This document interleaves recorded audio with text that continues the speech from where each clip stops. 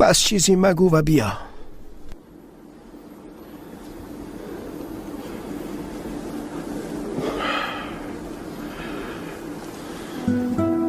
همیشه پرهیزکار باش عمر، بدان که ترازوهای قیامت به وسیله پیروی از حق در این دنیا سنگین می شوند. شایسته است که کفه ترازوی اعمالت پر از نیکی ها باشد. هرگاه از بهشتیان یاد شد بگو می ترسم جز آنها نباشم، و صحبت دوزخ که شد بگو امیدوارم هرگز جز آنها نباشم. باید همیشه امیدوار و محتاط باشی، نه امید واهی داشته باش و نه از رحمت خدا ناامید شو.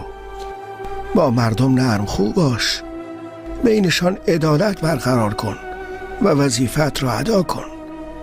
از خداوند میخواهم که به دست تو فتحی بزرگ صورت گیرد.